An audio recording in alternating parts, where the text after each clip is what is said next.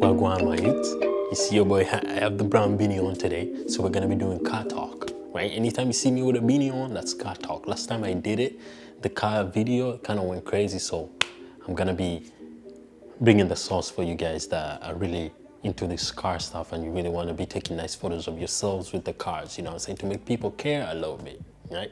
You won't make them care fully, but you will make them care a little bit. Let's jump right into it. Let's waste no time. Let's jump right into it. No one cares about the photos you take with your car because you're doing them wrong. So this video right here is me packaging it right for you, the car guy out there that wants to take cool photos with their car. Let me be real with you, to the car guy out there. The first step for you to taking these good photos is to recognize that no one cares about our cars as much as we do.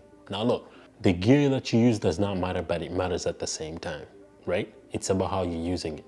But for this video specifically, I'm gonna be talking about people that have cameras, right? Like professional-ish cameras, right? Cameras that you can attach stuff to. Those are the people I'm gonna be talking to in this video. But if you don't have this, you could also, if you use your iPhone, you could kind of use these tips here and there, right? Okay, now, so boom. I would recommend you to have two lenses, right? I would recommend you to have two lenses. I would recommend you to have a wide lens and a smaller lens. Wide lens, anything bigger than 35 mil, right? Anything big, anything wider than 35 mil is good. A closer lens, I would recommend going between 50 mm and going higher, right? And you use this wider lens to kind of establish the shot, right? So you get a wider shot that has like you and your car in a certain environment, right? Just to where, let's say you're shooting in a tighter space, you need something that can capture everything, right? So that's one thing. Because you gotta remember, right? Make people care. People have seen this car. You're not the first to have the car that you're showing us, unless you're driving around one of those $2 million cars. But at the end of the day, you're not the first to own this car. People have seen these cars before. So you gotta be kind of storytelling a little bit, you know what I'm saying? So that's step one. Get something that could shoot the whole scenery, right? Show people where you are,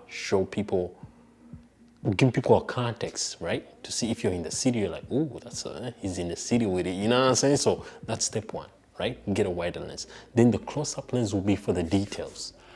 So for these, you capture the badges, you take photos of the badges, stuff like that. You, maybe your wheels are clean, you spend, because these wheels ain't cheap. We both know wheels ain't cheap. So you want to be able to show off them nice wheels, you know what I'm saying? You spent a pretty penny, 2 bands on a set. You want to be able to show it off, you know what I'm saying? So that's one thing. Maybe the type of car that you're driving, right? And the badge is really important. You want to show off the details, the interior shots. That's why you need a lens that can kind of get close in and show the details, make it crispy, you know what I'm saying? And something you're gonna need is a circular polarizer, right? This circular polarizer is really good to take reflections of cars, right? Because you want to be able to, sometimes you need it, sometimes you won't need it, but it really affects how the photo comes out. Because cars are like big and reflective, it really affects how the photo comes out when you're shooting a car, right? Let me give you an example right here. I'm gonna put in a clip of the car, but I'm also gonna give you an example of what the circular polarizer does here. You see how it takes the reflection of my face? But if I do this, it puts the reflection in. The image does not look as clean, you know what I'm saying?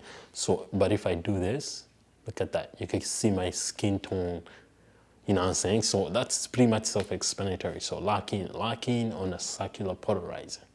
That's if you have a professional camera. Like in a circular polarizer, you're gonna need it. It's gonna come in clutch. You know what I'm saying?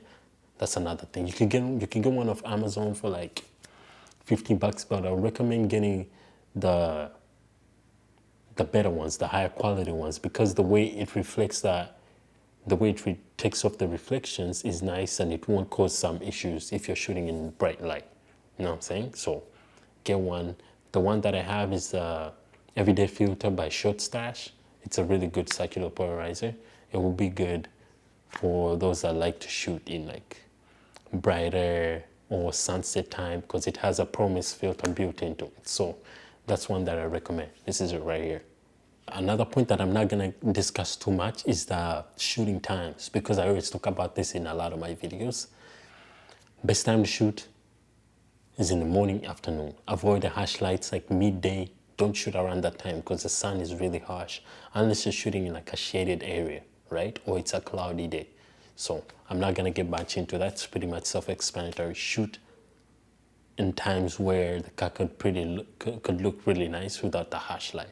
And if you're shooting with a harsh light, have a way to shade the light so that it doesn't affect your photos. Easy peasy, squeeze that lemon. You know what I'm saying? Lemon squeezy. Don't let all your focus be on the car itself, because people have seen these cars before.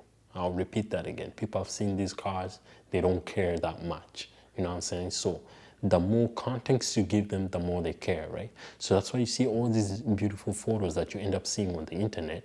Most of the time, it's like the background is really fire, like the mountains, or it's on a track. Like the context of what's around the car really matters. So give the car some breathing room and give people context when they're looking at your photos, right? Speaking of context, depending on where you take the photos from, right? So let's say you're taking the photos at like, let's say you're doing a rally car. You have like a Subaru or something. It would look so much better if it's on like a off-roady-ish area, you know what I'm saying? Or like somewhere. Just make sure before you take the photos of a car, it kind of fits in to where it's at, right? So like in the city, you have more luxurious cars. Like off-road, you have more like pickups or any rally style cars. So keep that in mind too. Like the environment that you're taking the photos in kind of help contribute to what the photos themselves look like, right? But that doesn't mean you have to stick to the textbook, right? This is the thing that I be telling you, the sauce, you know what I'm saying? You don't have to stick to the textbook. So you could kind of put, like when you've seen those photos of like sports cars in grass, like the Porsches and the flowers and stuff like that. It looks cool because it's out of context. So you gotta keep that in mind too. So you could do that. All this, I'm gonna be talking from the point of the car, but just think about inserting yourself in those positions. Like you could be standing next to the car, right? But don't be like awkward. Don't be like, let the car shine, but you also be kind of attached to it a little bit. You know what I'm saying? Make sure you show the movement, right? At the end of the day, it's a car, right? Even if it's just you, show yourself walking around the car. Show the car moving a little bit, right?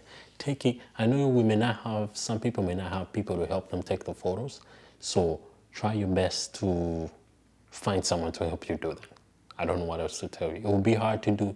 You could do it with a tripod, but it will be kind of hard to do because the way you could take these shots, they kind of require the camera to move too, right? So rollers and stuff like that. You have a friend, you have a girlfriend, you have a sister, you could ask them to help you, right? Ask them to help you to take these photos. So all you have to do is lower your shutter speed a little bit, but not too much. Lower your shutter speed. That will help the blurriness, right? So help track the car. You can look at videos. Maybe I'm gonna make a video on that. How to capture motion in your photos. I should make a video on that. I should take notes on that. But yeah, that's another knot right there. To capture motion, capture movement.